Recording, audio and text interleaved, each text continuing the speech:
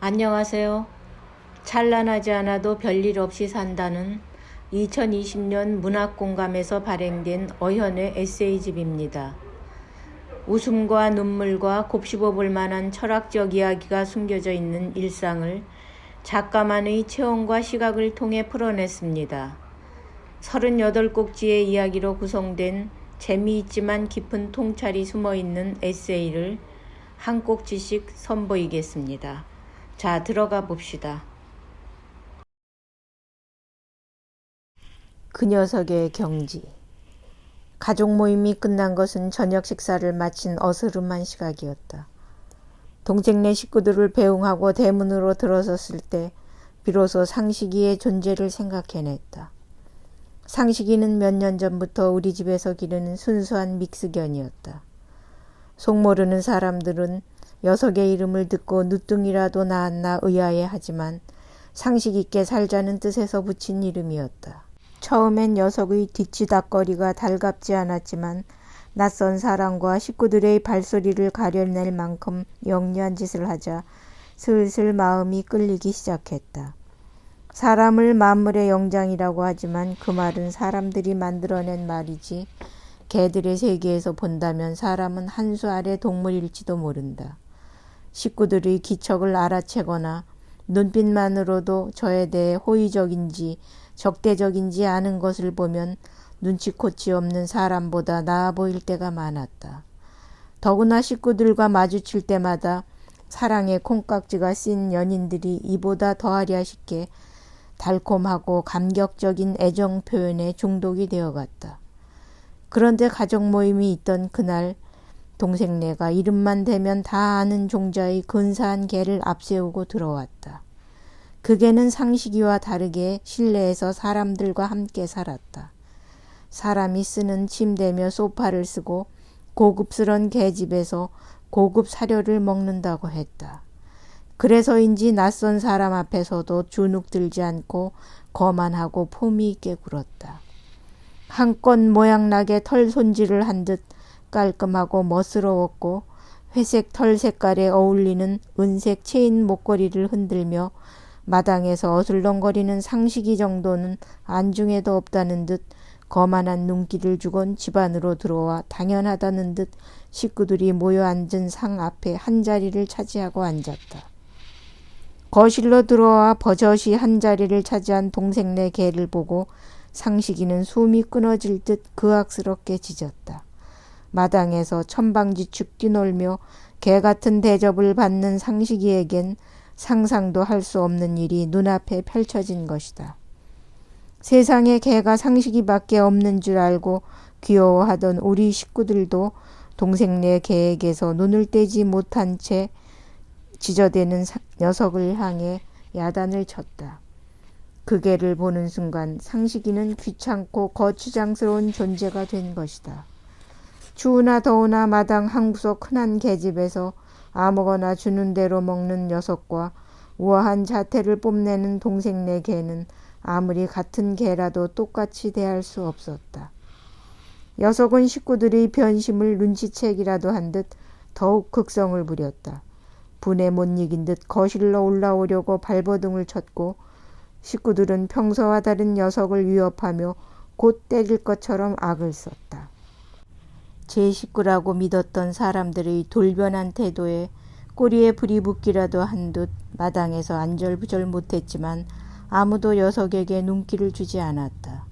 식구들의 마음은 이미 멋진 동생네 개에게 빠져 있었다.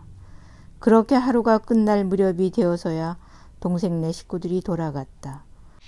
손님들을 배웅하고 대문으로 들어서며 그제야 혼란스런 꿈에서 깨어난 듯 달려드는 녀석이 보였다. 녀석은 늘 하던 대로 꼬리를 말아 올려 부채처럼 흔들어댔고 혓바닥을 날름거리며 당장이라도 얼굴을 핥을 기세였다. 사람도 하루에 몇 번씩 마주치면 꼬박꼬박 인사를 하는 게 귀찮은 일인데 녀석의 애정 표현은 매번 살가웠다. 동생네를 보내고 돌아서 녀석과 마주친 순간 다른 때처럼 선뜻 녀석을 받아들일 수 없었다. 조금 전 녀석에게 했던 매정한 짓들이 뒤통수를 치는 것 같았다. 속내를 들킨 것 같아 공연히 머뭇거렸지만 녀석의 눈빛은 변함없는 애정으로 꿀이 떨어질 듯했다. 나는 상식이의 아빠를 양손으로 맞잡으며 녀석의 눈동자를 한동안 응시했다. 녀석이 사람이었다면, 아니 나였다면 어땠을까 하는 생각이 들었다. 제 기분대로 쓰다듬어주고 제 기분대로 밀어내고 그러고도 아무렇지 않아 하는 인간을 나라면 마주치고 싶지 않았을 것이다. 그럼에도 불구하고 다른 이에게 받은 털끝만한 상처는 가슴 밑바닥에 비수처럼 간직한 채 가장 큰 고통을 받은 양 엄살을 떠는 나 같은 인간을 녀석은 여전히 반겨주었다. 사람 틈에서 살자면 자신의 뜻과 관계없이 다른 이에게 상처를 주기도 하고 혹은 받기도 하는 게 일상이라지만 내가 준 상처보다는 받은 상처를 더 오래 간직하고 있던 게 사실이었다. 가족이란 이름으로 아무렇지 않게 거친 말을 했고 가족이니까 배려하지 않아도 된다고 여긴 일들이 허다했다. 남들에게는 더 배려하고 더 공손하게 대하면서도 가족들은 함부로 대해도 된다고 생각했다. 가까운 사람들에게 받은 상처는 쉽사리 낫지 않았다. 남들이 그랬다면 그냥 넘겼을 일들이지만 가깝기 때문에 더 용서할 수 없었다. 남이라면 대수롭지 않은 일도 가까운 사람들이기 때문에 더 견디기 힘든 일이 어디 한두 가지이겠는가. 가족이기 때문에 함부로 하고 가족이기 때문에 용서 못하는 이상한 관계가 가족 아닌가. 지금껏 이렇게 건강하게 버틸 수 있었던 것은 사람들에게 받았던 크고 작은 상처를 이겨냈기 때문인지도 모른다. 상처를 이기려고 상처를 보란듯이 이겨내는 인간이 되려고 기를 썼다. 솔직히 말하면 상처 준 사람들을 후회하게 만들려고 오기를 부렸던 게 사실이었다. 어리석다는 것을 알면서도 어리석은 오기를 던져버릴 수 없어서 어리석은 인간일 수밖에 없었다. 내 상처, 내 아픔, 내 고통, 내 자존심을 다른 곳보다 가장 위에 올려놓았다. 눈에 잘 띄지 않는 깊숙한 곳에 꽁꽁 얼려놓고 언제든지 해동시켜 원래의 상태로 만들 준비가 되어 있었다. 상대를 이해 못한다고 해서, 상대로부터 받은 상처가 엄청나게 크다고 해서 그 시간을 도려낼 수 없다는 것을 머리로는 알지만 감정은 따라오지 않았다. 그러고 보면 용서란 인간의 몫이 아닌 듯했다. 누가 누구를 용서하고 용서받을 수 있을까? 상처도 일방적인 것만은 아니었다. 부풀려질 대로 부풀려진 상처는 분명 상대에게 독을 뿜어냈을 것이다.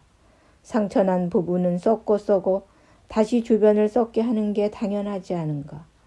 내 상처의 독이 상대의 어느 곳에 흠집을 냈으리라. 상처를 만지거나 볼 수 있다면 어떤 모양일까 상상하곤 했다.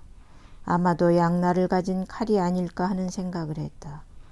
자신도 베개하고 상대도 다치게 하는 그런 모양이 아닐까. 손바닥 뒤집듯 마음을 바꾸는 인간을 나는 죽었다 깨어나도 녀석처럼 받아들일 수 없을 것 같았다. 녀석의 무고한 눈빛을 아주 가까이에서 들여다보았다. 저 녀석 정도만 될 수 있어도 크고 작은 아픈 기억들을 한순간 지워버릴 수 있을 테지만 살아있는 동안 저 눈빛을 닮을 자신이 없었다. 무릎에 턱을 괸 녀석의 머리를 찬찬히 쓰다듬었다. 녀석은 가느스름하게 눈을 뜬 채 나를 그윽히 올려다보았다. 마치 내 밑바닥을 헤아리기라도 하듯 눈 안으로 들어와 있었다. 순결한 눈망울에는 한 줌의 미움이나 분노도 남아있지 않았다. 녀석의 털 사이로 손가락을 밀어넣어 더운 체온을 느껴본다. 그리곤 나에게 되물어본다. 사는 동안 녀석의 경지에 오를 수 있겠느냐고.